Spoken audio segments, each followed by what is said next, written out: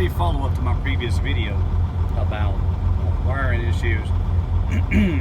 Over here you've got a what I call a display, a readout. It's going to give you a basic computer check, I call it diagnostics, but done that by your clutch is your pigtail that's going to give you more in-depth detail. Now over here is more psychological. It really is. Some of these things right here, that is serious. That means something is going down. And you would definitely want to pay attention to these. Over here it means the computer has registered something. Something's going down. Let me show you. Right now it says check your brakes at next stop. Well, the brakes work fine, of course I stopped. But if you scroll down, arrow, you got a windshield sensor, maybe wire, and you scroll up. When you're having electrical problems like the one I just showed you, sometimes that little wire will cause the engine to register electrical issues, missing or something, whatever it says on the link, whatever, and it will say check engine at next stop instead of just check brakes and a windshield wiper button.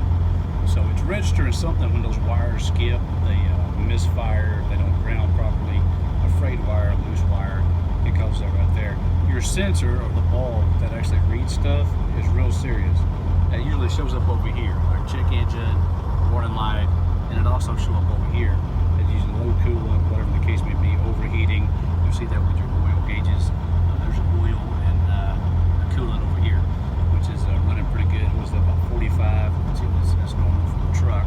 So yeah, wiring issues also with your battery can do the same thing. So if you're a driver and you're just bored, you're the one with the truck and you're with it mostly, you have first-hand knowledge, so you know what it does, when it doesn't.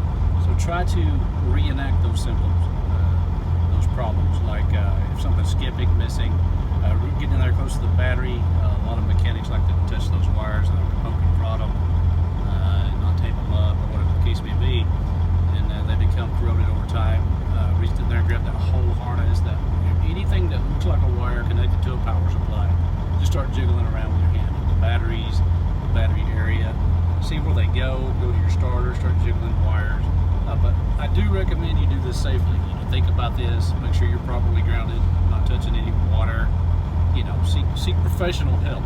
But at the same time, I'm trying to tell you that many times the professional help is the problem. Because if you take, let's say you go to the doctor or mechanic with this big, huge body, a lot of complex material, and tell them where, tell them you're hurting, but you can't tell them where, just when, that'll help them narrow it down. But you're going to spend a lot of time and money at the shops.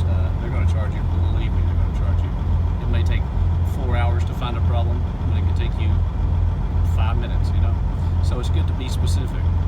You've heard the story about someone goes to the doctor and everywhere they touch hurts, and come to find out it was their finger had a splinter or whatever the case.